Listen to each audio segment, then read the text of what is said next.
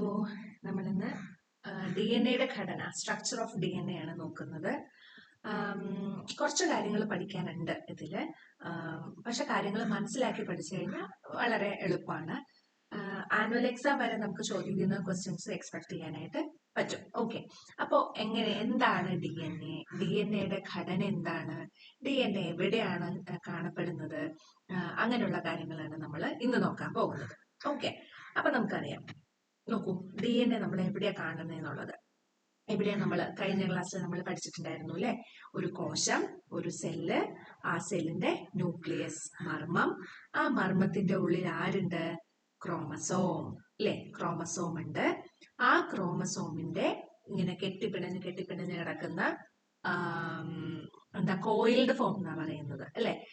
അതിനെ നമ്മൾ ഒന്ന് അഴിച്ചെടുത്തു കഴിഞ്ഞാൽ എന്ത് പറ്റും? നമുക്ക് ഇങ്ങനെയുള്ള ഒരു ഷേപ്പില് ഡബിൾ ഹെലിക്സ് മോഡൽ എന്നാണ് ഇതിന് പറയുന്നത്. ചുറ്റുഗോവണി മാതൃക. ഡീറ്റെയിൽ ആയിട്ട് നമുക്ക് പറയാം. ഇതിനെയാണ് നമ്മൾ എന്ത് പറയുന്നത്? DNA എന്ന് പറയുന്നത്. എവിടെയാ DNA അപ്പൊ കാണുന്നെന്ന് മനസ്സിലായി? എവിടെയാ? നമ്മുടെ കോശത്തിന്റെ സെല്ലിലെ ന്യൂക്ലിയസിന്റെ ഉള്ളില് ക്രോമസോം. ആ ക്രോമസോമില് കൂടി പിണഞ്ഞ് കിടക്കുന്നതിനെ നമ്മൾ എന്ത് ചെയ്യാണ്? ആ ഇഴയെ ഒന്ന് നിവർത്തിയെടുക്കുകയാണ്. നമ്മുടെ ഉടുപ്പൊക്കെ തുന്നുന്ന നൂല് കൂടിക്കെട്ടിപ്പോയി കഴിഞ്ഞ് കഴിഞ്ഞാല് നമ്മൾ എന്ത് ചെയ്യും? അതിനെ ഒന്ന് നിവർത്താൻ നമുക്ക് സാധിക്കും. അപ്പൊ ഒരു നൂലിന്റെ ഇഴയായിട്ട് നമുക്ക് കിട്ടും അല്ലെ? അങ്ങനെയാണ്, അതാണ് എന്ത് DNA കാണപ്പെടുന്നത്. ഓക്കെ, നോക്കൂ, DNA എന്ന് പറഞ്ഞാൽ എന്താണ്? Deoxy റൈബോ nucleic acid. Deoxy റൈബോ nucleic acid, അതിന്റെ ഫുൾ ഫോം DNA എന്നുള്ളതിന്റെ ഫുൾ ഫോം ആണ് എന്ത്? Deoxy റൈബോ nucleic acid. അപ്പോ നമുക്ക് മനസ്സിലായി DNA എന്ന് പറയുന്നത് ഒരു ന്യൂക്ലിക് ആസിഡ് ആണ് എന്ന് മനസ്സിലായി. ന്യൂക്ലിക് ആസിഡ് എന്താണ്? ന്യൂക്ലിക് ആസിഡ് എന്ന് പറഞ്ഞു കഴിഞ്ഞാല്, അതായത് ഒരുപാട് തരത്തിലുള്ള ന്യൂക്ലിക് ആസിഡ് ഉണ്ട്. അതിലെ ഒരു വിഭാഗമാണ് എന്ത്? DNA എന്ന് പറയുന്നത്, ഡിയോക്സി റൈബോ ന്യൂക്ലിക് ആസിഡ് എന്ന് പറയുന്നത്. ന്യൂക്ലിക് ആസിഡ് എന്താണ്? അതിന്റെ പ്രത്യേകതയൊക്കെ നമ്മൾ കഴിഞ്ഞ കൊല്ലം പഠിച്ചിട്ടുണ്ട് അല്ലെ? അപ്പോ ന്യൂക്ലിക് ആസിഡ് എന്ന് പറഞ്ഞാൽ എന്താ? ഒരു ബയോ മോളിക്യൂൾ ആണ്, ഒരു ജൈവ തന്മാത്രയാണ്. എന്താ? നമ്മുടെ ജീവനുള്ള വസ്തുക്കളുടെ നമുക്കൊരു അടിസ്ഥാന ഘടകം ആണ് ഈ ന്യൂക്ലിക് ആസിഡ് എന്ന് പറയുന്നത്. അതായത് ബേസിക് ബിൽഡിംഗ് ബ്ലോക്ക് ആണ്. ഒന്ന് അറിഞ്ഞു വെക്കുക കേട്ടോ. അപ്പൊ DNA എന്ന് പറയുന്നത് ഒരു ടൈപ്പ് ഓഫ് ന്യൂക്ലിക് ആസിഡ് ആണ്. ന്യൂക്ലിക് ആസിഡിന്റെ ഒരു വകഭേദമാണ്. ഇനി ഇതിന്റെ ഒരു ഹിസ്റ്ററി നമ്മൾ പറയുകയാണെങ്കിൽ, 1953 ജെയിംസ് വാട്സണും ഫ്രാൻസിസ് ക്രിക്കും DNA ചുറ്റുഗോവണി മാതൃക അവതരിപ്പിച്ചു. In 1953, James Watson, along with Francis Crick, had presented the double helical model of DNA. Double helical model എന്താ? ചുറ്റുഗോവണി മാതൃക. അതായത് പഴയ വീട്ടിലെ ലൈറ്റ് ഹൗസിന്റെ ഒക്കെ കോടിപ്പടി കണ്ടിട്ടില്ലേ? ഇങ്ങനെ ചുറ്റുഗോവണി, അതിനെയാണ് ചുറ്റുഗോവണി എന്ന് പറയുന്നത്. അങ്ങനെയുള്ള ഒരു മോഡൽ, ഡബിൾ ഹെലിക്കൽ മോഡൽ ആണ് DNA എന്ന് കണ്ടുപിടിച്ചു. ആര് കണ്ടുപിടിച്ചു? ഫ്രാൻസിസ് ക്രിക്കും ജെയിംസ് വാട്സണും. പേരുകൾ ഓർത്തിരിക്കുക, പഠിക്കുക, അത് ചോദിക്കാം. അപ്പൊ ജെയിംസ് വാട്സണും ഫ്രാൻസിസ് ക്രിക്കുമാണ് DNA ചുറ്റുഗോവണി മാതൃകയാണ്, ഡബിൾ ഹെലിക്കൽ മോഡലാണ് എന്ന് അവതരിപ്പിച്ചത്. ഇനി അവര് എങ്ങനെയാണ് ആ ഒരു നിഗമനത്തിലേക്ക്, കൺക്ലൂഷനിലേക്ക് എത്തിയത്? റോസ്ലിൻ ഫ്രാങ്ക്ലിൻ, മോറിസ് വിൽക്കിൻസ് എന്നിവരുടെ എക്സ്റേ പഠനങ്ങളെ ആസ്പദമാക്കിയാണ് DNA ഘടന ജെയിംസ് വാട്സണും ഫ്രാൻസിസ് ക്രിക്കും നിർദ്ദേശിച്ചത് അല്ലെ? നമുക്ക് വെറുതെ കണ്ണുകൊണ്ട് നോക്കിയാൽ നമുക്ക് ഇത് കാണാൻ പറ്റില്ലല്ലോ. അപ്പോ അന്നത്തെ കാലത്തെ എക്സ്റേ പഠനങ്ങളെ, ആ എക്സ്റേ പഠനങ്ങൾ നടത്തിയത് ആരൊക്കെയാണ്? റോസ്ലിൻ ഫ്രാങ്ക്ലിനും മോറിസ് വിൽക്കിൻസും. ഇവര് രണ്ടുപേരും ചേർന്ന് നടത്തിയ എക്സ്റേ പഠനങ്ങളെ ആസ്പദമാക്കിയാണ് ഈ DNA ഘടന ചുറ്റുഗോവണി മാതൃക അല്ലെങ്കിൽ ഡബിൾ ഹെലിക്സ് മോഡൽ എന്ന് ഈ ജെയിംസ് വാട്സണും ഫ്രാൻസിസ് ക്രിക്കും കൺക്ലൂഡ് ചെയ്തത്. ഇതിനെ പറയുന്ന ഈ എക്സ്റേ പറയുന്ന പേരാണ്, എക്സ്റേയുടെ പേരാണ് photo 51. The crucial information that led to this discovery was obtained from the famous Photo 51, an X-ray diffraction image of DNA taken by Rosalind Franklin. അപ്പോൾ ഈ DNA ഒരു ഏകദേശം ഒരു സ്ട്രക്ചർ നമുക്ക് കിട്ടിയത് ഈ ഫോട്ടോ 51 എന്ന് പറയുന്ന എക്സ്റേ ഡിഫ്രാക്ഷൻ മെത്തേഡ്. കണ്ടോ, ഈ ഒരു ഫോട്ടോയിൽ നിന്നാണ് അവര് ആ ഒരു double helix method double helix model അല്ലെങ്കിൽ ചുറ്റുകോണി മാതൃകയിലേക്ക് എത്തിച്ചേർന്നത്. അപ്പൊ എന്തൊക്കെ പഠിച്ചു നമ്മള്? DNA എവിടെയാണ് കാണപ്പെടുന്നതെന്ന് നമ്മൾ ആദ്യം പഠിച്ചു അല്ലെ? DNA എവിടെ കാണാനെന്ന് മനസ്സിലായി. പിന്നെ DNA എന്ന് പറയുന്നത് എന്താണ്? ഒരു ടൈപ്പ് ഓഫ് ന്യൂക്ലിക് ആസിഡ് ആണ്. പിന്നെ ഈ ഒരു ഷേപ്പിലേക്ക്, ഈ ചുറ്റുകോവണി വേറെ എന്തൊക്കെ ഷേപ്പുകൾ നമുക്ക് പറയായിരുന്നു അല്ലെ? അപ്പൊ ഈ ചുറ്റുകോവണി മാതൃക ഡബിൾ ഹെലിക്കൽ മോഡലിലേക്ക് എങ്ങനെ സയന്റിസ്റ്റുകൾ എത്തി എന്നുള്ള കാര്യം മനസ്സിലായി. ഓക്കെ, ഇനി നമുക്ക് ചുറ്റുകോവണി മാതൃക എന്താണെന്ന് നമുക്ക് നോക്കാം. ഓക്കെ,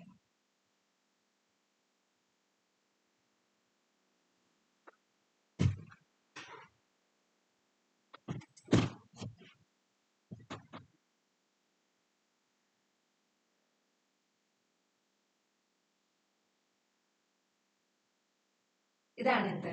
ഡബിൾ ഹെലിക്കൽ മെത്തേഡ്, ചുറ്റുകോവണി മാതൃക. ഇവരെ രണ്ടുപേരെയും തമ്മിൽ ബന്ധിപ്പിച്ചുകൊണ്ട് നമുക്ക് എന്താ, പടികൾ പോലെ റഗ്സ് ഉണ്ട് നമുക്ക് പറയാം.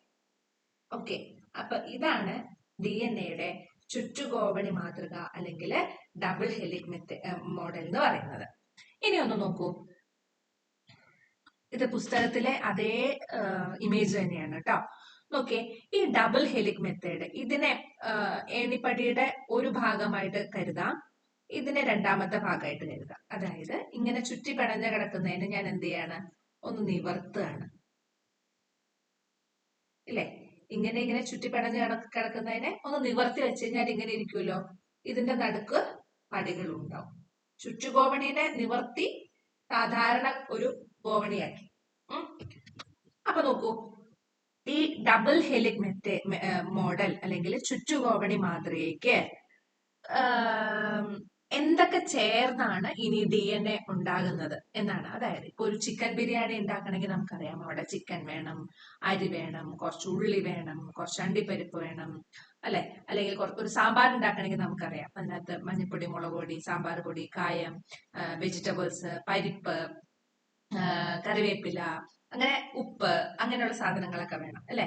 അപ്പോ ഇപ്പൊ DNA ഉണ്ടാകുന്നത് എന്തൊക്കെ ചേർന്നാണ് എന്നുള്ളതാണ് ഇനി നോക്കുന്നത്. നോക്കിയേ, 3 കാര്യങ്ങൾ ചേർന്നാണ് DNA ഉണ്ടാകുന്നത്. DNA എന്ന് പറയുന്നത് ഒന്നല്ല, രണ്ടല്ല, 3 കാര്യങ്ങൾ ചേർന്നാണ് DNA ഉണ്ടാകുന്നത്. അതിനെയാണ് നമ്മൾ എന്ത് പറയുന്നത്? ന്യൂക്ലിയോടൈഡ് എന്ന് പറയുന്നത്.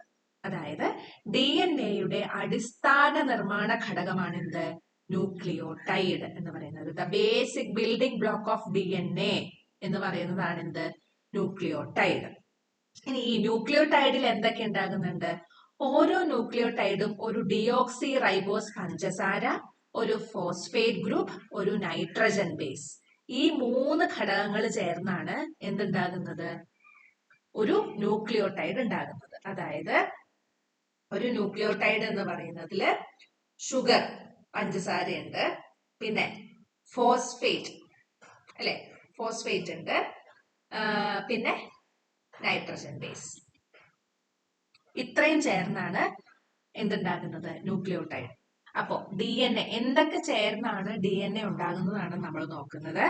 DNA അടിസ്ഥാന നിർമ്മാണ ഘടകമാണ് എന്ത്? ന്യൂക്ലിയോടൈഡ് എന്ന് പറയുന്നത്. Basic building block of DNA എന്ന് പറയുന്നത് ന്യൂക്ലിയോടൈഡ് ആണ്. ഈ ന്യൂക്ലിയോടൈഡിലാണ് എന്തുണ്ടാവുന്നത്? ഒരു ഡിയോക്സി റൈബോസ് പഞ്ചസാര. ഡിയോക്സി റൈബോസ് പഞ്ചസാര എന്ന് പറഞ്ഞ പേടിക്കൊന്നും വേണ്ട, അതിന് വേറെ ഒന്നും പറയാനൊന്നുമില്ല. നമ്മൾ DNA എന്ന് പറഞ്ഞാൽ ഡിയോക്സി റൈബോസ് ന്യൂക്ലിക് ആസിഡ് എന്ന്, അതേ ഡിയോക്സി റൈബോസ് തന്നെയാണ് ഇവിടെ. ഡിയോക്സി റൈബോസ് പഞ്ചസാരയുണ്ട്, ഒരു ഫോസ്ഫേറ്റ് ഗ്രൂപ്പ് ഉണ്ട്, ഒരു നൈട്രജൻ ബേസ് ഉണ്ട്. Each nucleotide is composed of a deoxyribose sugar, a phosphate group and a nitrogen base. Okay, അപ്പൊ ന്യൂക്ലിയോടൈഡ് എന്താന്ന് മനസ്സിലായല്ലോ. ഇനി ഈ ഇമേജ് പഠിക്കണം കേട്ടോ. ഈ പടം ഇമ്പോർട്ടന്റ് ആണ്.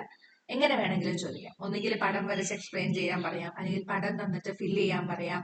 എന്തായാലും അറിഞ്ഞിരിക്കണം. നോക്കിയേ, ഈ വട്ടത്തിലുള്ളത് യെല്ലോ കളറ് വട്ടത്തിൽ കൊടുത്തേക്കുന്നതാണ് എന്ത്? ഫോസ്ഫേറ്റ്. ഫോസ്ഫേറ്റ് ന്യൂക്ലിയോടൈഡുകളെ പരസ്പരം ബന്ധിപ്പിക്കുന്ന ബോണ്ടുകളുടെ രൂപീകരണത്തിൽ പങ്കെടുക്കുന്നു. എന്താണ് ഫോസ്ഫേറ്റ് അവിടെ ചെയ്യണേന്ന? അതായത് participates in the formation of bonds that link nucleotides together. ഈ ഒരു ന്യൂക്ലിയോടൈഡും അടുത്ത ന്യൂക്ലിയോടൈഡും തമ്മിൽ ഒരു ബന്ധം വേണ്ടേ? അവരെ തമ്മിൽ ബന്ധിപ്പിക്കുന്നതാണ് ആര്? ഫോസ്ഫേറ്റ് എന്ന് പറയുന്നത്. പിന്നെ ഡിയോക്സി റൈബോസ് പഞ്ചസാര എന്ന് പറയുന്നത് 5 കാർബൺ ഉള്ള ഒരു ഷുഗറാണ്, പഞ്ചസാരയാണ്. അടുത്തത് നൈട്രജൻ ബേസ്. എന്താ? നൈട്രജൻ അടങ്ങിയ ആൽക്കലി സ്വഭാവമുള്ള സംയുക്തം. Nitrogen containing alkaline compound. അപ്പോ ഡി എൻ എയുടെ അടിസ്ഥാന നിർമ്മാണ ഘടകം, the basic building block of D N A എന്ന് പറയുന്നത് ന്യൂക്ലിയോടൈഡ് ആണ്. ഒരു ന്യൂക്ലിയോടൈഡില് ഒരു ഫോസ്ഫേറ്റ് ഉണ്ട്, ഡിയോക്സി റൈബോസ് പഞ്ചസാരയുണ്ട്, ഷുഗർ ഉണ്ട്, നൈട്രജൻ ബേസ് ഉണ്ട്. ന്യൂക്ലിയോടൈഡുകളെ തമ്മിൽ പരസ്പരം ബന്ധിപ്പിക്കുന്ന ആ ഒരു ബോണ്ട് ഉണ്ടാക്കുന്നത് ആരാണ്? ഫോസ്ഫേറ്റ് ആണ്. പിന്നെ ഡിയോക്സി റൈബോസ് എന്ന് പറയുന്ന പഞ്ചസാര, ഡിയോക്സി റൈബോസ് എന്ന് പറയുന്നത് 5 കാർബൺ ഉള്ള ഒരു ഷുഗർ ആണ്. പിന്നെ നൈട്രജൻ ബേസ് എന്ന് പറയുന്നത് ബേസിക് ആൽക്കലൈൻ കോമ്പൗണ്ട് ആണ്, അതായത് ആൽക്കലി സ്വഭാവമുള്ള ഒരു സംയുക്തമാണ്. ഓക്കെ, അപ്പൊ ന്യൂക്ലിയോടൈഡ് എന്താണെന്ന് മനസ്സിലായി. നോക്കി ഇനി ഈ ഇഴകളെ നമ്മള് നേരെ വെച്ചു എന്ന് പറയുന്നു അല്ലെ. നോക്കി ഇനിയിപ്പോ ഈ പടം നോക്കിയാൽ മനസ്സിലാവും. എന്താ? ഇവിടെ ഒരു ഫോസ്ഫേറ്റ് ഗ്രൂപ്പ് ഉണ്ട്, ഇവിടെ ഒരു ഷുഗർ ഉണ്ട്, ഇവിടെ നൈട്രജൻ ബേസ് ഉണ്ട്. ഇവിടെ ഒരു ഫോസ്ഫേറ്റ് ഉണ്ട്, കണ്ടോ? ഒരു ന്യൂക്ലിയോടൈഡിനെ അടുത്ത ന്യൂക്ലിയോടൈഡിനെ തമ്മിൽ ബന്ധിപ്പിക്കുന്നതാണ് ആര്? ഫോസ്ഫേറ്റ് ഗ്രൂപ്പ് എന്ന് പറയുന്നത്. കണ്ടോ? ഒരു ഫോസ്ഫേറ്റ്, ഒരു deoxy ribose sugar, deoxy ribose പഞ്ചസാര, ഒരു നൈട്രജൻ ബേസ്. ഇനി നോക്കൂ, ഈ ഫോസ്ഫേറ്റ് അങ്ങനെ തന്നെയാണ്, അതിന് വേറെ വ്യത്യാസങ്ങളൊന്നുമില്ല, ഫോസ്ഫേറ്റ് മാത്രമേ ഉള്ളൂ. Deoxy ribose sugar, deoxy ribose പഞ്ചസാര, അത് മാത്രമേ ഉള്ളൂ. പക്ഷേ നൈട്രജൻ ബേസുകൾ നോക്കൂ, അവിടെ 4 ടൈപ്പ് ഓഫ് നൈട്രജൻ ബേസുകൾ ഉണ്ട്. 4 ടൈപ്പ് ഓഫ് നൈട്രജൻ ബേസുകൾ ഉണ്ട്. എ എന്ന് പറയുന്ന സൂചിപ്പിക്കുന്നത് adenine, T thymine, G guanine, C cytosine. അങ്ങനെ 4 തരത്തിലുള്ള നൈട്രജൻ ബേസുകളാണുള്ളത്. Adenine, thymine, guanine, cytosine. പേര് പറഞ്ഞു പഠിക്കണം കേട്ടോ. Adenine, thymine, guanine, cytosine. ഇവര് ഫ്രണ്ട്സിനെ പോലെയാ. അതായത് ഗ്വാനിൻ എപ്പോഴും സൈറ്റോസിന് മാത്രമായിട്ടേ ചേരുള്ളൂ. ഗ്വാനിൻ എപ്പോഴും സൈറ്റോസിൻ മാത്രമായിട്ടേ ചേരുള്ളൂ. അതുപോലെ സൈറ്റോസിനോ ഗ്വാനിനായിട്ട് മാത്രമേ ചേരുള്ളൂ. അഡിനിൻ എപ്പോഴും തൈമിനായിട്ടേ ചേരുള്ളൂ. അതുപോലെ തൈമിൻ എപ്പോഴും അഡിനുമായിട്ടേ ചേരുള്ളൂ. ഇവര് അങ്ങോട്ടും ഇങ്ങോട്ടും ഗ്വാനിൻ ഒരിക്കലും അഡിനായിട്ട് ചേരില്ല. ഓക്കെ, അപ്പോ അഡിനിനും തൈമിനും ചേരും, ഗ്വാനിനും സൈറ്റോസിനും ചേരും. അഡിനിനും തൈമിനും ചേരും, ഗ്വാനിനും സൈറ്റോസിനും ചേരും. ഓക്കെ, ഒരു കാര്യം കൂടെ അവിടെ പഠിക്കാനുണ്ട്. ഗ്വാനിനും സൈറ്റോസിനും തമ്മിൽ നോക്കൂ, ഇവിടെ ട്രിപ്പിൾ ബോണ്ടാ, ഭയങ്കര കൂട്ടാ. ഗ്വാനിനും സൈറ്റോസിനും അല്ലെങ്കിൽ സൈറ്റോസിനും ഗ്വാനിനും തമ്മിൽ ട്രിപ്പിൾ ബോണ്ടാണ്. അവര് തമ്മിൽ ത്രിബന്ധനം നമ്മൾ പഠിച്ചിട്ടില്ലേ കെമിസ്ട്രിയില്? ഭയങ്കര കൂട്ടാണ്, ഭയങ്കര ബോണ്ടാണ്. പക്ഷെ അഡിനിനും തൈമിനും അല്ലെങ്കിൽ തൈമിനും അഡിനും തമ്മിൽ എന്താ? ഡബിൾ ബോണ്ടേ ഉള്ളൂ, ദ്വിബന്ധനമേ ഉള്ളൂ. ഓക്കെ, അപ്പൊ നമ്മൾ എന്താ പഠിച്ചത്? ഒന്നുകൂടെ നോക്കിയേ. ആദ്യം നമ്മൾ ഡി എൻ എ എന്ന് പറഞ്ഞാൽ ഡിയോക്സി റൈബോസ് ന്യൂക്ലിക് ആസിഡ്, അതായത് ന്യൂക്ലിക് ആസിഡിന്റെ ഒരു കൈൻഡ് ഓഫ് ഒരു തരത്തിലുള്ള ന്യൂക്ലിക് ആസിഡ് ആണ് എന്ത്? ഡി എൻ എ എന്ന് പറയുന്നത്. ഡി എൻ എ നമ്മൾ എവിടെയാ കാണപ്പെടുന്നതെന്ന് പറഞ്ഞു? ഒരു കോശം, സെല്ല്, അതിന്റെ ന്യൂക്ലിയസിന്റെ ഉള്ളില് ക്രോമസോം, ആ ക്രോമസോമിന്റെ ഉള്ളിൽ കെട്ടിപ്പിണഞ്ഞ് കിടക്കുന്നതിന് നമ്മൾ എന്ത്? ആ ഇഴകളെ ഒന്ന് നിവർത്തുകയാണ്. ആ നിവർത്തുന്നതാണ് എന്ത്? ഡി എൻ എ എന്ന് പറയുന്നത്. മനസ്സിലായല്ലോ? ഇനി ഡി എൻ എ എന്ന് പറയുന്ന അത്രയും മൈന്യൂട്ട് ആയിട്ടുള്ള, അത്രയും ചെറിയ ഒരു ഘടകത്തിന്റെ ആകൃതി, സ്ട്രക്ചർ എങ്ങനെയാണ് എന്ന് മനസ്സിലാക്കാൻ നമ്മളെ സഹായിച്ച സയന്റിസ്റ്റുകളാണ് ജെയിംസ് വാട്സണും ഫ്രാൻസിസ് ക്രിക്കും. ഇവര് രണ്ടുപേരുമാണ് ഡബിൾ ഹെലിക്കൽ മോഡൽ അല്ലെങ്കിൽ ചുറ്റുഗോവണി മാതൃക ആയിട്ട് ഡി എൻ എയുടെ ഘടന നമുക്ക് അവതരിപ്പിച്ചു തന്നത്. അവര് ആ ഒരു ഘടനയിലേക്ക് എത്തിച്ച പഠനങ്ങളാണ് ഫോട്ടോ 51 എന്ന് പറയുന്ന ഒരു എക്സ്റേ ഡിഫ്രാക്ഷൻ ഇമേജ്. അതെടുത്തത് ആരാണ്? റോസ്ലിൻ ഫ്രാങ്ക്ലിനും മോറിസ് വിൽക്കിൻസ്. ഈ 2 സയന്റിസ്റ്റുകൾ അവതരിപ്പിച്ച എക്സ്റേ പഠനങ്ങളെ ആസ്പദമാക്കിയാണ് ജെയിംസ് വാട്സണും ഫ്രാൻസിസ് ക്രിക്കും ഡി എൻ എയുടെ ഘടന double helical double helical model അല്ലെങ്കിൽ ചുറ്റുഗോവണി മാതൃകയാണ് എന്ന ഒരു നിഗമനത്തിലേക്ക് എത്തിച്ചേർന്നത്. മനസ്സിലായോ? ഇനി DNA ഉണ്ടാകുന്നതിന് വേണ്ടിയിട്ട് ഉള്ള അടിസ്ഥാന ഘടകത്തിനെയാണ് നമ്മൾ ന്യൂക്ലിയോടൈഡുകൾ എന്ന് പറയുന്നത്. ന്യൂക്ലിയോടൈഡ്, ഒരു ന്യൂക്ലിയോടൈഡ് എന്ന് പറയുന്നത് 3 ഘടകങ്ങൾ ചേർന്നാണ്. എന്തൊക്കെയാ? ഫോസ്ഫേറ്റ് ഉണ്ട്, ഡിയോക്സി റൈബോസ് ഷുഗർ ഉണ്ട്, നൈട്രജൻ ബേസ് ഉണ്ട്. ഫോസ്ഫേറ്റ് ആണ് ന്യൂക്ലിയോടൈഡുകളെ, ഇത് 3 കൂടെ ചേരുമ്പോഴാണ് ഒരു ന്യൂക്ലിയോടൈഡ് ആവുന്നത്. രണ്ടാമത്തെ ഒരു ഫോസ്ഫേറ്റും രണ്ടാമതൊരു ഡിയോക്സി റൈബോസ് പഞ്ചസാരയും രണ്ടാമതൊരു നൈട്രജൻ ബേസ് ചേരുമ്പോൾ അത് അടുത്ത ന്യൂക്ലിയോടൈഡുകളാണ്. ഇവരെ രണ്ടുപേരും തമ്മിൽ ബന്ധിപ്പിക്കേണ്ടത് ആരാണ്? ഫോസ്ഫേറ്റ്. കണ്ടോ, ന്യൂക്ലിയോടൈഡുകളെ പരസ്പരം ബോണ്ട് ചെയ്ത് ബന്ധിപ്പിച്ച് നിർത്തുന്നതാണ് ഫോസ്ഫേറ്റിന്റെ ജോലി. പിന്നെ ഡിയോക്സി റൈബോസ് പഞ്ചസാരയുണ്ട്, നൈട്രജൻ ബേസ് ഉണ്ട്. ഓക്കെ, അപ്പോ ഇവിടെ അങ്ങനെ, ഇവിടെ നോക്കൂ, ഇവിടെ തലകുത്തിയാ നിൽക്കണം കേട്ടോ. കണ്ട, ഈ പഞ്ചസാരയുടെ ആകൃതിക്ക്, ഷേപ്പിന് വ്യത്യാസമുണ്ട് ഫോസ്ഫേറ്റ് തന്മാത്രയ്ക്ക്. ഓക്കെ, പിന്നെ ഈ ഫോസ്ഫേറ്റ് ഒരു തരത്തിലുള്ള ഫോസ്ഫേറ്റേ ഉള്ളൂ, ഷുഗറും ഒരു തരത്തിലേ ഉള്ളൂ. നൈട്രജൻ ബേസുകൾ 4 തരത്തിലുണ്ട്. Adenine, thymine, guanine, cytosine. അതിൽ ശ്രദ്ധിക്കേണ്ടത് അഡിനിനും തൈമിനും തമ്മിൽ മാത്രമേ ബോണ്ട് ചെയ്യുള്ളൂ. ഗ്വാനിനും സൈറ്റോസിനും തമ്മിൽ മാത്രമേ ബോണ്ട് ചെയ്യുള്ളൂ. അതുപോലെ സൈറ്റോസിനും ഗ്വാനിനും മാത്രമേ തമ്മിൽ ബോണ്ട് ചെയ്യുള്ളൂ. അഡിനിനും തൈമിനും തമ്മിൽ മാത്രമേ, അല്ലെങ്കിൽ തൈമിനും അഡിനിനും മാത്രമേ തമ്മിൽ ബോണ്ട് ചെയ്യുള്ളൂ. അഡിനിനും തൈമിനും തമ്മിൽ ഡബിൾ ബോണ്ടാണ്, ദ്വിബന്ധനാണ്. സൈറ്റോസിനും ഗ്വാനിനും, അല്ലെങ്കിൽ ഗ്വാനിനും സൈറ്റോസിനും തമ്മിൽ ത്രിബന്ധനമാണ്. മനസ്സിലായോ? ഇത്രയുമാണ് DNA സ്ട്രക്ചർ എന്ന് പറയാനുള്ളത്. അപ്പൊ നമ്മൾ പരീക്ഷയ്ക്ക് എഴുതുന്ന സമയത്ത് ഇത്രയും കാര്യങ്ങൾ നമ്മുടെ ആൻസർ ഷീറ്റിൽ DNA എങ്ങനെ ചോദിച്ചു കഴിഞ്ഞാലും എഴുതാനായിട്ട് പറ്റണം കേട്ടോ. ഈ പടമൊക്കെ, DNA പടമൊക്കെ അത്യാവശ്യം ഭംഗിയായിട്ടൊന്ന് വരയ്ക്കാനായിട്ട് പഠിക്കുക. പടം തന്നു കഴിഞ്ഞാൽ അടയാളപ്പെടുത്താനായിട്ട് പഠിക്കുക. ഇതിനകത്ത് പറയുന്നത് കണ്ടോ, ഓരോ ക്രോമസോമിലെയും DNAക്ക് ഏകദേശം 2 ഇഞ്ച് നീളമുണ്ടാകും. ഒരു മനുഷ്യകോശത്തിലെ 46 ക്രോമസോമിലെയും DNA ചേർന്നാൽ ഏകദേശം 6 അടി നീളം വരും. മനുഷ്യ ശരീരം ട്രില്യൺ കണക്കിന് കോശങ്ങളാൽ നിർമ്മിതമാണ്. എല്ലാ കോശത്തിലെയും DNA കൂട്ടിയോജിപ്പിച്ചാൽ അത് ഏകദേശം 67 ബില്യൺ മൈൽ വരും. ഇത് ഭൂമിയെ 2 ദശലക്ഷത്തിലധികം തവണ ചുറ്റാൻ പര്യാപ്തമാണ്. കണ്ടോ? അപ്പൊ ഇത്രയും വലിയ സാധനത്തിനെ ചുരുട്ടി ചുരുട്ടി ചുരുട്ടി ചുരുട്ടി ആണ് നമ്മുടെ കോശത്തിന്റെ ഉള്ളിൽ വച്ചിരിക്കുന്നത്. മനസ്സിലായല്ലോ? ഇതാണ് DNA ഘടന. വളരെ പ്രധാനപ്പെട്ടതാണ്. നന്നായിട്ട് കേട്ട് നോട്ട് എഴുതി പഠിക്കുക. ഓക്കെ, അപ്പൊ അടുത്ത ടോപ്പിക്കുമായിട്ട് നമുക്ക് വീണ്ടും കാണാം. താങ്ക്